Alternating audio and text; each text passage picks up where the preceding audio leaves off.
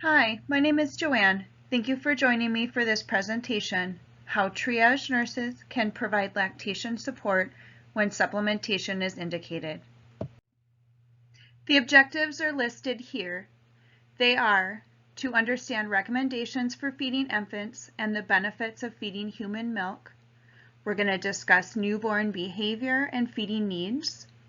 We'll identify common breastfeeding or chest feeding concerns and their impact on continued breastfeeding or chest feeding. We're going to promote feeding human milk when supplementation is indicated through the use of a smart set, and we'll also review what resources are available in the community so we can provide appropriate referrals. Let's also review some common definitions that we will encounter. The first one is breastfeeding. This is the action of feeding a baby with milk from the breast. There is also chest feeding that we're going to commonly refer to and discuss. This is when an infant is feeding at the breast of a transgender man or a non-binary parent. So using this terminology is going to be more inclusive of different populations. Human milk, so that is the milk that's produced by a parent, or it could also be from a milk donor. Milk expression is removal of the milk from the breast through hand techniques or with a manual or electric pump. Supplementation is the additional oral intake given to an infant, and feeding tools are methods that are used by the parent to deliver milk to an infant. These are often tools that have been introduced to a parent in the hospital or by a lactation consultant.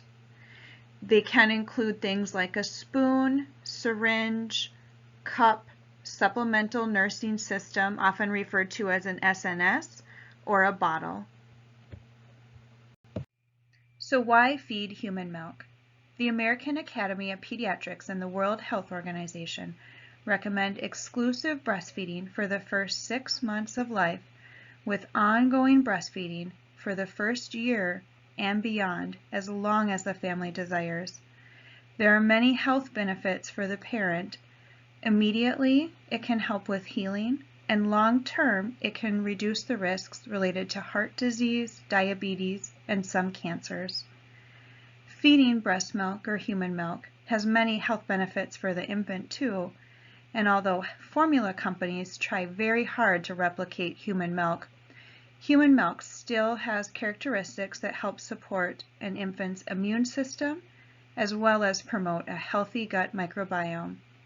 Therefore, infants that are fed human milk have a reduction in common illnesses like ear infection, diarrhea, and lower respiratory illness. Breastfeeding or chest feeding lowers the risk of SIDS and has benefits into childhood, adolescence, and adulthood by lowering the risk of being overweight. Breastfeeding or chest feeding costs less than formula feeding and has environmental impacts in using less resources in the production compared to the production of formula. Parents need the support of health professionals. They're often surprised at how difficult breastfeeding can be. It's important to remember that although breastfeeding or chest feeding is a natural process, it still is a skill that both the infant and parent need to learn, as most parents do not instinctively know how to breastfeed. Both the parent and the infant are learning these new feeding skills in the first 2 to 4 weeks, and when difficulties arise, many parents prematurely end breastfeeding or chest feeding before they had intended. There are many causes for early cessation of breastfeeding or chest feeding due to the belief that they don't have enough milk. And in fact, there are only 5 to 8% of individuals that are not actually able to make enough milk. And that's often due to underlying medical conditions. And so they really need a professional to be supporting them. That leaves 92 to 95% of mothers or parents who have the ability to make enough milk to feed their baby. Another reason that parents end breastfeeding or chest feeding early is to low personal confidence in their ability. They may also have insufficient knowledge of lactation, or they lack personal or professional support. Therefore, as triage nurses, We can support parents when they have concerns by giving them education, encouragement, and connecting them to the appropriate supports so that they can reach their breastfeeding or chest feeding goals. So let's talk about some infant feeding behaviors. Some of the feeding cues in a newborn are things like opening their mouth, rooting, which is turning to the side, sucking on their hands or fingers, moving arms and legs. We want to let a parent know and be aware of these feeding cues, because when they start to see these signs, that is often the time that they want to start to get ready and start initiating the feeding. Whereas crying can be a late sign of hunger. And oftentimes if they're waiting to feed the infant until they are crying, it can actually be really frustrating to both the infant and the parent as they have more difficulty latching on. It takes a while to calm them down. And so those feedings don't always tend to go quite as well. And so again, just recognizing those early cues, really talking about those with parents can really help to set them up for some success. I also have here some just typical volumes that infants take, and this is also included in the SMART set. When a parent is breastfeeding or chest feeding, we don't want to always focus too much on how much the infant is getting because we really don't know that. But when this can be helpful is to just kind of set up realistic education about how much they actually do get at this time, or even how small volume they only need small amounts in the beginning, and then that gradually increases. And where also this can be helpful is if a parent is giving a bottle or a supplement, so as kind of guidance as to how much they should be getting for each feeding based on their age. Now, we always want to encourage a parent to really focus on feeding based on the infant's cues. And so again, these volumes are guidelines, and if the infant is really continuing to look hungry, we want to make sure that they're continuing to feed them. Likewise, if an infant is full, so that might be turning away, falling asleep, their body just becomes really relaxed and they aren't sucking as vigorously, then we actually want to stop the feeding. We don't need to continue to keep getting them the full bottle or make sure that they finish that, unless the pediatrician has told them they need to take in certain volumes for their weight gain. But otherwise, we can always stop when the infant indicates that they are full and have had enough. We want to let parents know that realistically, infants eat often. That can be every 1 to 3 hours, especially in the beginning. So eating every hour, it can be very common. And often on day 2, that is when babies will frequently have those just every hour feeds. It is often overnight. That is because when a parent's milk is increasing in the volume, so they're getting those more copious volumes, is often in that days 2 to 4. And what helps to trigger that milk production is through that nipple and breast stimulation that helps to send the signals for the parent to make more milk. And so the reason I am talking about this, and that it's good to be aware of, is that parents will often interpret these really frequent feedings as meaning that they don't have enough milk and think that their babies need more, when this is actually a very natural and normal process. And this is what's actually setting the parent up to actually make enough milk and make more milk for what the infant needs. So just to kind of review that. Infants can also have those nighttime cluster feedings or evening cluster feedings that occur. This is also often a very fussy time of the day for infants, and so they may be also eating more often in the evening. And again, it's just nice to educate the parent that this is very normal behavior, that they often do that because then they may actually be sleeping for longer periods overnight. And so they're just really filling up and getting enough in during those times so that they can sleep longer overnight. When we talk about breastfeeding or chest feeding, especially in those first few weeks, we really want to make sure that we're educating the parent on how often they need to eat. And so typically that would be 8 to 12 times in a 24-hour time period. And we want to recommend and make sure that we're encouraging the parent to wake the newborn every 3 hours during the day or every 4 hours overnight until they get back to birth weight, which typically happens about a week and a half to 2 weeks. And unless the pediatrician has told them before that it's okay to let them sleep, we want to really encourage those frequent feedings to make sure that the infant is getting enough.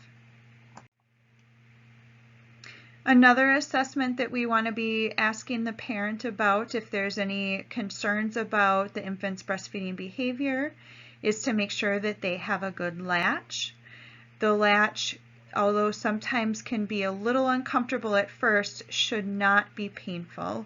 And so that's always going to be a cue to you that there's something wrong if the latch is painful to the mom. We also want to ask and see if they're hearing the baby swallow, as that's a sign of the milk transfer to make sure the infant is getting milk. When an infant first latches on, they often have small rapid suckles at the breast first, but then as the milk increases and they're getting more in their mouth, then they actually switch to more a rhythmic pattern where they have a few sucks and then a swallow. And that swallow can sometimes sound something like a as they're swallowing that milk down. So we can certainly ask a parent to listen for that to see and assess if they are hearing, and that might be a sign that they're getting intake. What we can do as triage nurses to tell a parent and educate them about their infant getting enough intake in is by monitoring the wet urine and the poopy diapers in a 24-hour time period. And a good rule of thumb is just to think about, we expect 1 wet urine diaper on day 1, 2 on day 2 of life, 3 wet diapers on day 3, and until it keeps going up until the infant is 5 days old, and then they should be having 6 or more wet diapers in a day. Similarly with the stools, newborns should have 1 stool on day 1, and that gradually increases until days 4 or 5, then it would be 3 or at least 3 every single day. And so when we hear about an infant having sufficient wet and diapers and poopy diapers, we can let the parent know that, we feel reassured about the baby's intake because of this output that they're having, and let them know that this is what we would expect and this is a good sign they're getting enough to eat. One thing just to note with infants that are both breastfed and formula fed is that oftentimes that introduction of the formula can sometimes change their stool frequency. And so it's not uncommon then that even if it's small amounts of formula, it may actually cause them to have less frequent stools. And if there's any concerns at all about an infant's intake, then sometimes the best thing to do is actually schedule them for an appointment with the pediatrician. That way they can get a weight check and make sure that everything is okay. As triage nurses, we frequently encounter parents calling us who are breastfeeding or chest feeding their infant and may have questions or concerns. And so we access the Breastfeeding Baby Questions After Hours protocol to further assess the infant's behavior as well as their output that they've had with their wet and urine diapers and their diapers with stool. Through that assessment, it can lead us to a disposition of urgent follow-up due to that low urine output, or follow-up within 24 hours or in 3 days. And this is due to a concern of the decreased intake and needing further assessment. This infant really does need to be seen in person by a provider so that they can get a weight and a discussion with mom of the feeding and further assessment for support to make sure that that infant is not getting dehydrated or there aren't other underlying medical concerns. When you get this disposition, the care advice will populate that will recommend supplementation. The supplementation will often discuss express breast milk if it's available, and also formula, and give you some idea of the volumes to be given. When you see that supplementation care advice available, the hope is that that will trigger you to think about using the Smart Set that's going to now be available, and I will go on to review that in the upcoming slides. The use of a Smart Set can help to promote breastfeeding and chest feeding when that is the parent's goal and intention. And so it will start by asking about goals. It moves through promoting feeding human milk, so that's through expression and donor milk to use for the supplement. It discusses feeding tools so that it can preserve that breastfeeding or chest feeding relationship. And then it provides education and additional professional support. We want to use this Smart Set as a way to educate and support our parents and families, and it should be used in a way that's not making judgment over the parents' feeding choices or making them feel pressured or forced into doing something if that's not what they want to do. There's already a lot of emotion tied to a parent and how they feed their baby, and it often is correlating with their worth, and so they may be feeling like a failure or maybe feeling like they aren't doing what's best, and we just want to help to give them the education and then them to decide what's going to work the best for their family and find ways that we can support them along the way. To access the lactation supplementation Smart Set, you will go up to the Smart Set type-in box and you'll type in PNNT Lactation Supplemental Tool. From here you can right-click and add it to your favorites so that it's easily accessible for the next time. When you open that Smart Set up, it will have three components. The first one is the documentation aspect of it, and then there will be two orders that can be placed that we will discuss later in this presentation. So one is for donor milk and one is for a lactation referral. You want to first start by opening up the documentation section, and when you do so, it will populate in information that is titled Lactation, Supplementation, Support, Assessment, and Protocol. From here, there'll be questions that you can select on the drop-downs, and from there we can personalize the care advice. So the first thing we want to do is ask about a parent's lactation goals. When we click on that smart text, then it will give us new choices that indicate exclusive breastfeeding or chest feeding or feeding human milk, feeding breast milk or formula, and then if only feeding formula, it will refer us back to the bottle feeding questions. One thing to note is that this Smart Set really uses inclusive language throughout, incorporating both the language of breastfeeding and chest feeding. However, if you know that a parent uses breastfeeding as their terminology, you can go ahead and just be saying that and using that term throughout the Smart Set. And likewise, if a parent prefers chest feeding, then you can just be using that. But both of them are in to just help to prompt and remember to use that inclusive language.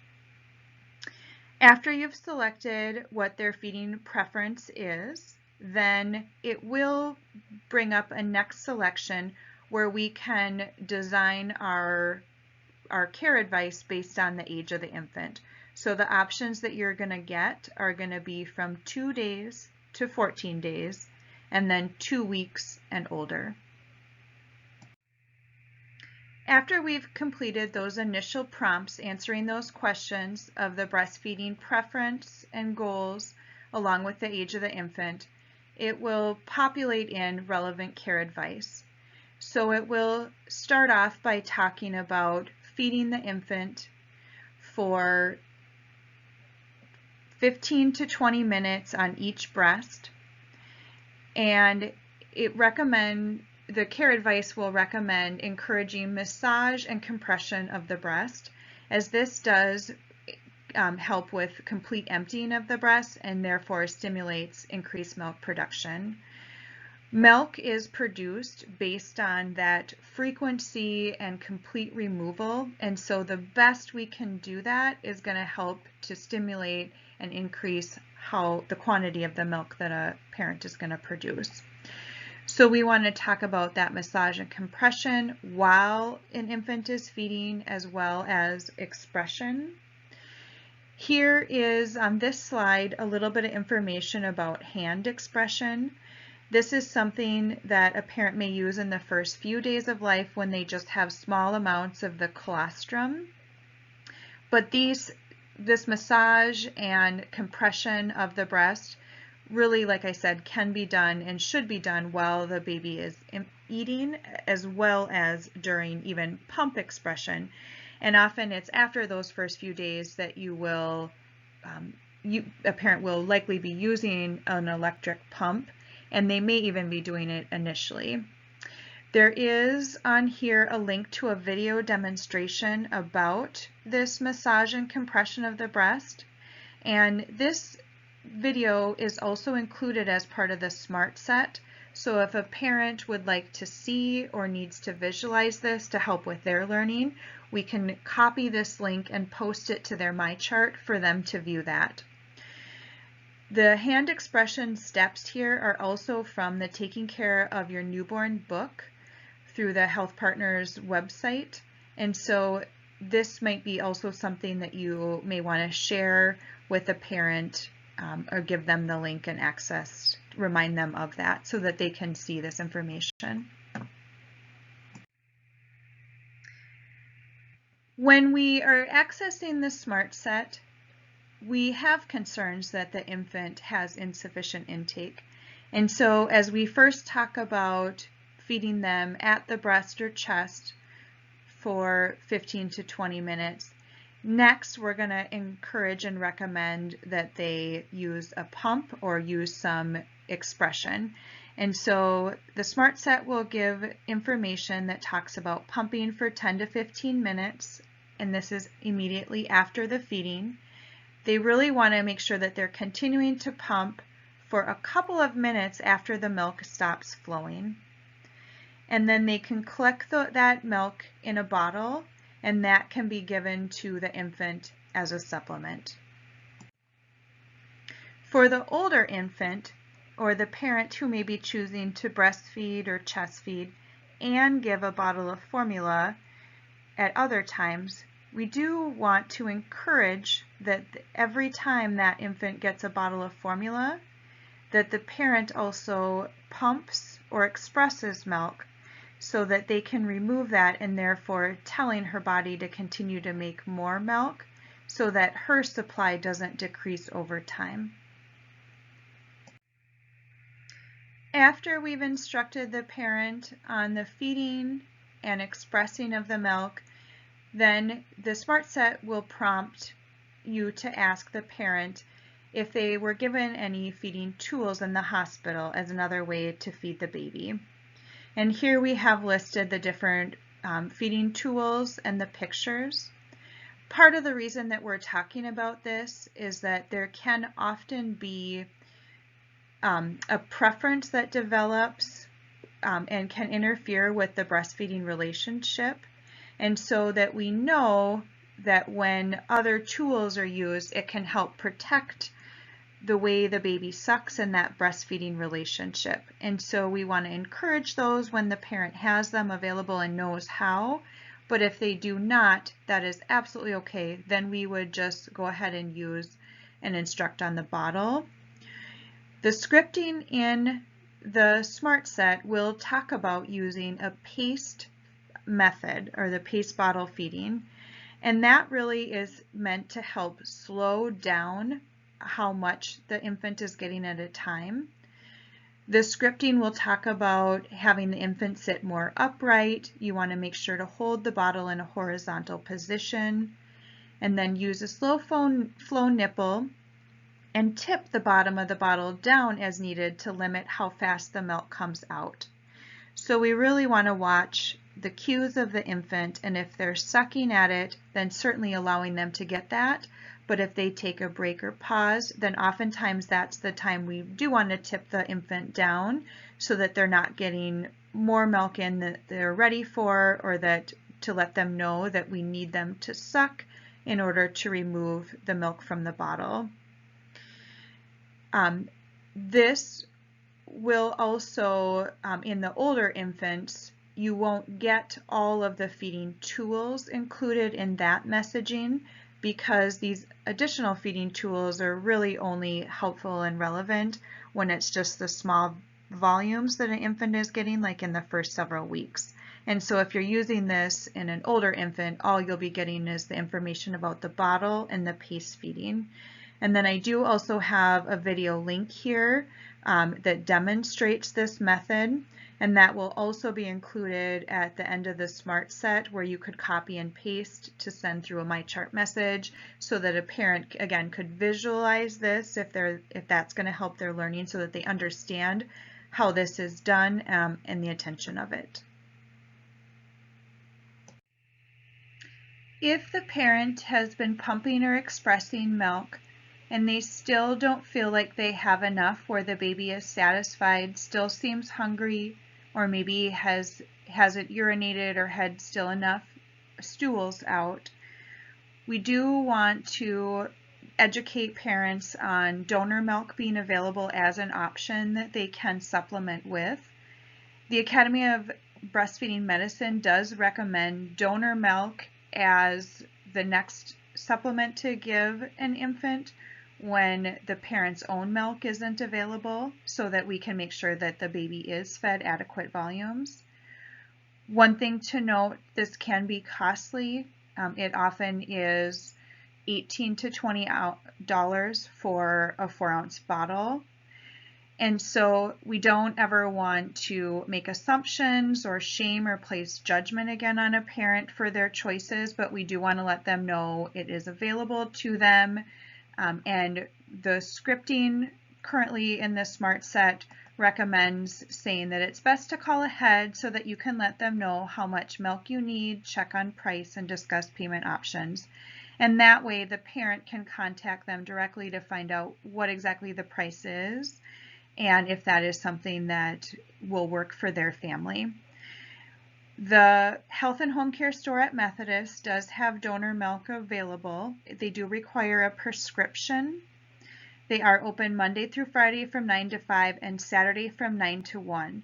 And so in the Smart Set, there is an order for the donor milk. You'll just need to put in the quantity that they might need. So they might only want to start off with a 4-ounce bottle.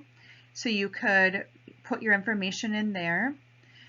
Currently, the process that we will follow is to contact the hospitalist at Methodist so that they can either sign off on that order, or they may be even able to place that order. That is actually something that they commonly do in the hospital, but even then when home care sees an infant, if that's something that they need at home, they will frequently help with some of those orders. So for right now, we will be having you contact the pediatric hospitalist at Methodist, because they're available 24 hours, 7 days a week, and they can help with those orders. This process may be changing in the future, so just to be aware that this may be a temporary process, but that's what we'll do for right now. There are other options for donor breast milk that don't require a prescription. So the Fairview Specialty Pharmacy is available Monday through Friday from 8 to 5. They will also do next day home delivery. You just need to call them before 5 so that they're aware. They don't require any prescription for up to 10 bottles. There is also Health Foundations, which is in St. Paul, open Monday through Friday from 8 to 4, and they also don't require a prescription. I will have a little bit more information with their contact information kind of at the end of the presentation. We know that when a parent who is breastfeeding or chest feeding gets support, that can very much help with their ability to continue to breastfeed or chest feed and also feel more supported and successful and have more confidence in their abilities. We know that support can be through both social and personal, so that might be through a partner, family, friends, as well as those social support groups and professional support. It can be exhausting, not only being a new parent, but then if we're now asking them to first breastfeed or chest feed, then pump, and then feed a supplement, it can be very time consuming and exhausting. So there is scripting in the Smart Set that will indicate many parents find it helpful to have someone else to feed the supplement to the baby. What ideas do you have for making the feeding manageable? And again, this may be a single parent you're talking to, so we don't want to ever shame them or make them feel bad for not having a partner or anything else. So it's meant to be an open-ended conversation, but to explore with them, is this something that will work and doable, or what ideas do they have to make this manageable so that they don't get too stressed and overwhelmed by this. So encouraging maybe a partner or other support people to be involved in both the education and the feeding.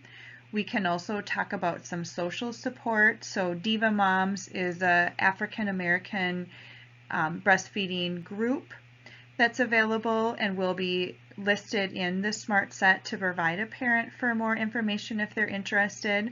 Also, I'll refer to the document at the end and the resources at the end of this presentation where there'll be more information too as regarding their contact. La Leche League is another, they have groups all over in different parts. They are, I think, virtual right now, but that can be a good way to connect with other support people in the community and other parents who may be breastfeeding or chest feeding their infant. And then we have some professional support. So at our breastfeeding center at Methodist, they have their lactation counselors there. A parent can call in. Sometimes they may be able to just talk through a few things first, but then they can help set up an appointment with them. They are doing the breastfeeding cafe, although it still has been virtual as far as I know, once a week. Again, they will be getting a lactation consultant though to talk through issues or concerns or get kind of general information there. Or they may have their own IBCLC or lactation consultant that may be available to them. This is the order that will be included in the Smart Set for the lactation service consult.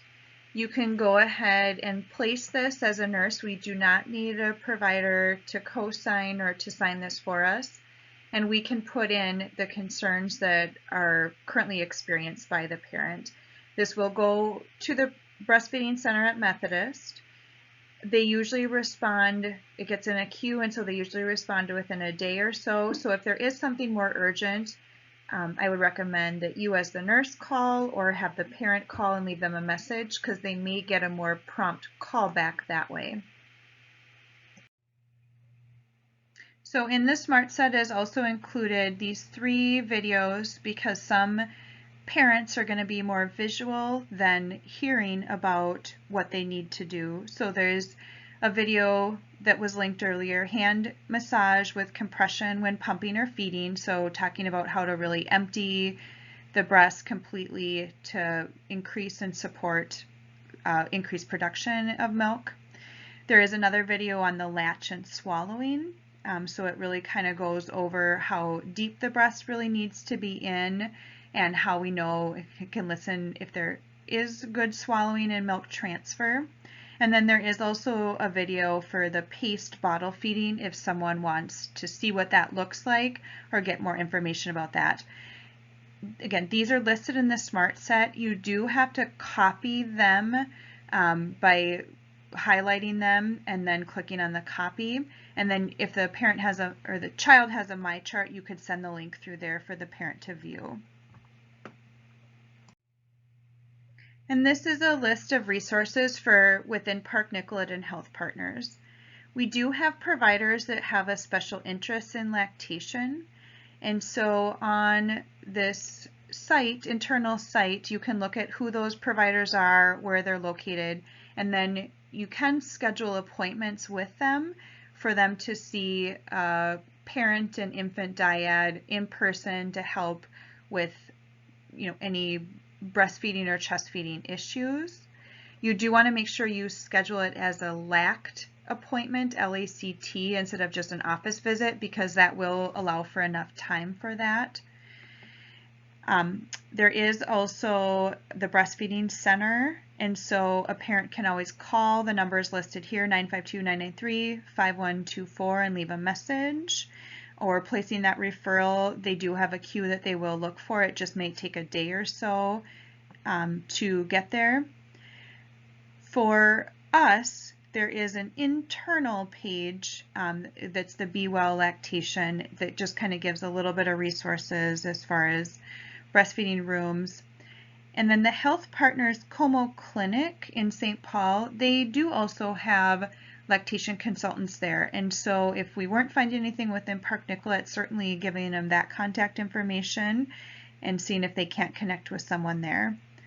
And then it's just important to remember that we do have standing orders to treat mastitis and nipple thrush. And so just to really be using those when we can, so that a parent can get prompt and the right treatment to take care of what they need. There are other breastfeeding protocols available, so the postpartum mother's medication and diet, and there'll be resources in there for sites you can go to check about safety of mother's medication. There is also the postpartum breast pain and engorgement. There is also our online book, the Health Partners book, Taking Care of You and Your Newborn, and that actually does have quite a bit of breastfeeding information and some basics in there too, so even referring a parent back to that or even reviewing it yourself can give you some good information. And then there is a resource document, and I've linked it here. That really goes through some of the other lactation consultants, so they do have them at North Memorial, Maple Grove, St. Francis. The Fairview system has them more based in the clinics, so they usually have to call the clinic directly if they were going to do that. So maybe directing them more to some of the other hospitals, especially if they delivered there, they may be able to get care there. And then that's also where there's information about the donor milk and locations and telephone numbers on this document here. And if you have questions or want to know how to access that, I can certainly help to direct you to the right place. So then just a little case study. So here we have at 9 p.m. because they always call in evening and overnight, because that's oftentimes when the baby's fussy and they're eating a lot and mom's having questions or concerns because it doesn't seem to be going well. So we have mother of 3-year-old Noah calls and says he hasn't had a stool in the last 24 hours. His last one was yesterday and was dark green color. Mom isn't sure how much she's making, but calling us, she noticed the papers from the hospital saying to call if not having a stool once a day. So being that nurse, I might ask, how are the feedings going? Mom says she's been breastfeeding for about 30 minutes from both breasts, and it's been about every 2 to 3 hours. And so then you may want to ask about his urine output. He's had 2 wet diapers today. The last one was at 3 p.m. So that was about 6 hours ago. So then we want to ask how he's acting. She says he does wake up to eat. And then any fever? Nope, no fever. You can ask other things. Are you hearing baby swallow when he eats? Any unusual behavior? Signs of jaundice. So does he looking more yellow in the face or eyes? The fact that he is waking to eat is a good sign as well. You can ask if she has a follow-up plan and she thinks the home care nurse is coming out tomorrow. but they'll call in the morning to confirm. Otherwise, she doesn't have an appointment scheduled with a pediatrician for 4 days. So what are your next steps? Well, in the protocol, if we went through and if this infant was 3 days old and hadn't had a stool in over 24 hours and otherwise seemed to be acting well, was without a fever, had urinated, so then the disposition would lead us to seeing primary care within 24 hours. So we would want to go ahead and think about getting them that appointment. In the meantime, we can go over the care advice, which will indicate to start a supplement. And that's what should trigger you to access that smart set. We can open up the smart set and I would say, so can you tell me more about your breastfeeding goals? Are you wanting to exclusively breastfeed, or are you thinking you might be breastfeeding and formula feeding? The mom tells us that she wants to breastfeed, so then the scripting goes on to say, and we then select the 2 to 14-day-old infant. So then we go on to say, we want to support you in your breastfeeding goals and intentions. To ensure that your baby is getting enough to eat and to promote feeding human milk, we recommend that you continue to breastfeed every 1 to 3 hours and wake him if it's been more than 3 hours since he last ate during the day or more than 4 hours overnight. You want to make sure you feed the baby for 15 to 20 minutes on each breast or side of the chest. And if you massage and compress the breast while the baby is eating, that really can help with milk removal. We recommend pumping for 10 to 15 minutes after each feeding, stopping a couple of minutes after the milk stops flowing, as that can further aid in emptying the milk ducts and increase the milk your body is producing. Then we would ask if they were given any tools in the hospital. The mom says she wasn't, so we talk about using the bottle, and we recommend using the paced bottle feeding. We'll explain that you want to keep the infant more upright so that that can help to regulate the flow of the bottle. And then we also want to include support for the parent. So we want to acknowledge it can be a lot to both be breastfeeding and then feeding the supplement. Is there any ideas that you have to manage this or to make this work? And then explore with her how she might do that. You want to ask the parent if she would like to meet with a lactation consultant, and if so, you can place a referral. And then you can also ask if she's interested in any other breastfeeding support, and suggest the weekly breastfeeding cafe or a local La Leche League. You want to then, at that point, go ahead and schedule the appointment with the primary care doctor so that they can weigh the baby and further assess the intake. If there is any questions or concerns that come up through the call, that's where you can also offer to send the mom the link to the pace bottle feeding so that it can help demonstrate to her the information. You may even want to include the information for the breastfeeding center so that she has that number handy to call. You can go ahead and sign the referral for the lactation consultant if the mother is interested. That we don't need a doctor to co-sign or to sign for us. We can go ahead and send it there. And in there you will want to just note why you're sending the infant in. You can say something, there's concerns of insufficient intake, or that the baby doesn't seem to be getting enough milk, or mom has concerns or questions about her breastfeeding. Even something as simple as that, because the lactation consultant will explore with mom further what she needs to do or what might be going on. Here are the references to this presentation. If you have any questions or concerns, please don't hesitate to reach out to me. And if anything comes up while you're using the Smart Set, again, please don't hesitate to reach out so that we can work through and get this figured out.